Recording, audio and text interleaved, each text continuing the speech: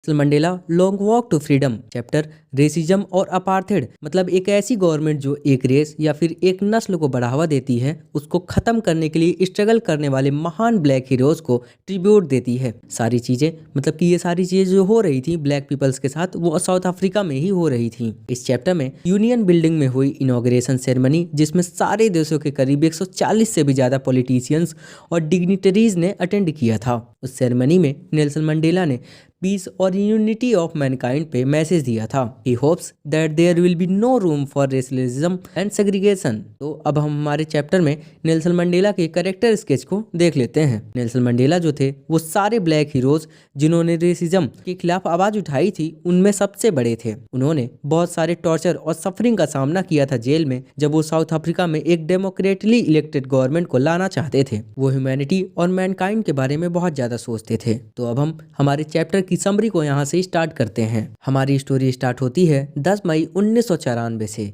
वो दिन बहुत साफ था, आसमान पूरी तरह से साफ था और दिखाई दे रहा था। उस दिन नॉन रेशियल गवर्नमेंट का इनॉग्रेशन हो रहा था प्रिटोरिया के एक एम्पी थिएटर में। प्रिटोरिया जो है वो साउथ अफ्रीका का कैपिटल है। वहीं के एक यूनियन बिल्डिंग के एम्पी थिएटर में वो सेरेमनी हो रही थी। साउथ अफ्रीका लैंड पे ये इंटरनेशनल पॉलिटिशियंस और लीडर्स की ये आज तक की सबसे बड़ी गैदरिंग थी। मतलब पहली बार ऐसा हुआ था कि सारे लोग जो हैं वो एक जगह पे इतने ज़्यादा लोग इकट्ठा हुए थे। 140 से ज़्यादा पॉलिटिशियन और डिग्निटरीज ने उस सेरेमनी को अटेंड किया था। उस सेरेमनी में सबसे पहले मिस्टर डी क्लर्क को एज सेकेंड डेप्यूटी मतलब उपराष्ट्रपति और फिर थाबो म्बेकी को फर्स्ट डेप्यूटी प्रेसिडेंट के रूप में शपथ दिलाई गई थी। फिर मिस्टर मंडेला की बारी आती है और उन्हें साउथ अफ्रीका के होने वाले सबसे पहले नॉन वाइट मतलब ब्लैक प्रेसिडेंट के रूप में शपथ दिलाई गई। थोड़ी देर बाद नेल्सन मंडेला जो थे स्पीच देना शुरू करते हैं। नेल्सन मंडेला अपनी स्पीच में कहते हैं कैसे साउथ अफ्रीका कुछ डिकेड्स के पहले एक वाइट पीपल के द्वारा सिलेक्टेड गवर्नमेंट से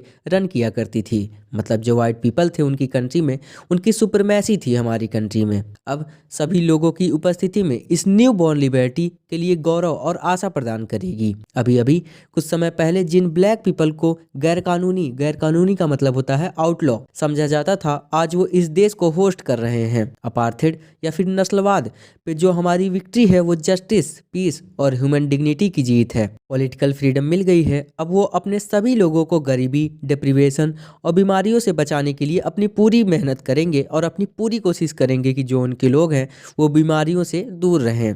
अब से साउथ अफ्रीका में किसी भी इंसान को ऑपरेशन मतलब होता है एक इंसान जो दूसरे इंसान को परेशान करता है, वही होता है ऑपरेशन। अब मतलब साउथ अफ्रीका में किसी भी इंसान को ऑपरेशन का सामना नहीं करना पड़ेगा। स्पीच खत्म होने के बाद थोड़ी देर बाद जेट एरोप्लेन्स का डिस्प्ले स्टार्ट हो जाता है। साउथ अफ्रीका के जेट हेलीकॉप्टर आसमान में उड़ रहे थे। ये मिलिट्री की डिमॉन्स्ट्रेशन और न्यू गवर्नमेंट के लिए उनकी लॉयल्टी थी। थोड़ी देर बाद लास्ट में 2 नेशनल एंथम बजाए जाते हैं। एंग्लो बोयरवार के कुछ साल के बाद साउथ अफ्रीका में अपार्थेड को लाया गया। अपार्थेड पे बेस्ड सोसाइटी वर्ल्ड की सबसे हार्शेस्ट और इनह्यूमन सोसाइटी होती है, लेकिन अब सभी को अपने स्किन कलर या रेस को ध्यान दिए बिना जी सकते हैं और इक्वालिटी पे बेस्ड सोसाइटी ने पुराने क्रूएल सोसाइटी की जगह ले ली थी। अपार्थेड ने लोगों के मन में कभी ना खत्म होने वाले घाव को पैदा कर दिया था। ब्लैक पीपल ने पे किए गए डिकेड्स तक के एक्सप्लॉयटेशन ने तंबोज, साइलस और ढेरों हीरोज को जन्म दिया। ये सारे ब्लैक हीरोज जो जन्म लेते हैं वो करेजियस, विजडम और जनरस थे। साउथ अफ्रीका की सारी वेल्थ उनके मिनरल्स में ना होकर बल्कि मिनरल्स और डायमंड्स में ना होकर बल्कि इस तरह के महान नेचर और करेक्टर वाले लोगों में थी। नेल्सन मंडेला ने इस तरह के जो उनके साथी थे उनसे करेज का मतलब समझा। करेज जो था वो फियर पे विक्ट्री थी। जो उनके वो साथी थे वो अपनी लाइफ को भी सेक्रीफाइस करने को तैयार थे एक आइडिया के लिए। ये फ्रीडम और इक्वालिटी का आइडिया था। ऐसी जेल्स जिनमें अंधेरा होता है वो भी उनकी आशाओं और ट्रस्ट को नहीं तोड़ पाए। उन्होंने कभी स्ट्रगल के फ्लेम को बुझने नहीं दिया। नेल्सन मंडेला का ऐसा मानना था हर इंसान के पास दोहरी जिम्मेदारी होती है। उस पे उसकी पत्नी और बच्चों का भी कर्तव्य होता है और एक जिम्मेदारी लोगों और देश के लिए भी होती है। साउथ अफ्रीका में ब्लैक पीपल के लिए दोहरी जिम्मेदारी को निभाना नामुमकिन था। अगर कोई ब्लैक फ्रीडम के साथ रहने की कोशिश करता है तो उसे पनिशमेंट मिलती थी, मतलब उसे अपने लोगों से दूर कर दिया जाता था, उसे अपनी फैमिली से दूर होकर अपनी जिंदगी जीना पड़ता था, उसे जबरदस्ती एक रेबेलियन और सीक्रेट लाइफ जीना पड़ता था। नेल्सन मंडेला रियलाइज करते हैं कि केवल वो ही ऐसे नहीं हैं जिनके पास फ्रीडम नहीं है, बल्कि उनके भाई बहन मतलब उनके देश के सारे ब्लैक पीपल जो थे उनके पास फ्रीडम नहीं है। इसीलिए वो साउथ अफ्रीका नेशनल कांग्रेस में ज्वाइन हो जाते हैं। ये उनकी और अपने लोगों की फ्रीडम और सेल्फ रेस्पेक्ट की भावना थी जिसने उन्हें बिल्कुल बदल सा दिया। एक कमजोर और यंगस्टर अब एक ब्रेव पर्सन हो चुका था। कानून का पालन करने वाले एक लॉयर को एक अपराधी बनना पड़ा। उन्हें रियलाइज होता है कि फ्रीडम जो है वो इनविंसिबल है। वो जानते थे कि जो ऑप्रेस्ड पीपल है उन्हें आज़ाद करना होगा, ऑपरेसर और ऑपरेस्ड दोनों लोगों को फ्री करना होगा। तो इसी के साथ इस चैप्टर की समरी यहाँ पे ख़त्म होती है। अब हम हमारे ऑथर के बारे में भी थोड़ा सा जान लेते हैं। हमारी स्टोरी के ऑथर और मेन कैरेक्टर दोनों नेल्सन मंडेला ही हैं। वो ब्लैक पीपल के लिए फ्रीडम फाइटर थे। उनका जन्म 18 जुलाई 1918 में हुआ था।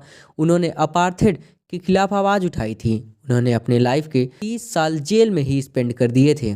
वो साउथ अफ्रीका के लिए सबसे पहले ब्लैक प्रेसिडेंट बने थे 1994 में। हमारा ये चैप्टर नेल्सन मंडेला की ऑटोबायोग्राफी है। इसमें उनके और उनके दोस्तों का अपार्थेड के खिलाफ स्ट्रगल को दिखाया गया है। तो इसी के साथ इस चैप्टर की समरी यहाँ पे ख़त्म होती है, मतलब ये चैप्टर यहाँ पे ख़त्म होता है। मुझे उम्मीद है यार तुम सबको ये चैप्टर और ये वीडियो तुम लोग को पसंद आया होगा। अगर वीडियो या फिर ये चैप्टर तुम लोग को पसंद आता है तो यार चैनल को सब्सक्राइब करो और वीडियो को लाइक करना ना भूलना।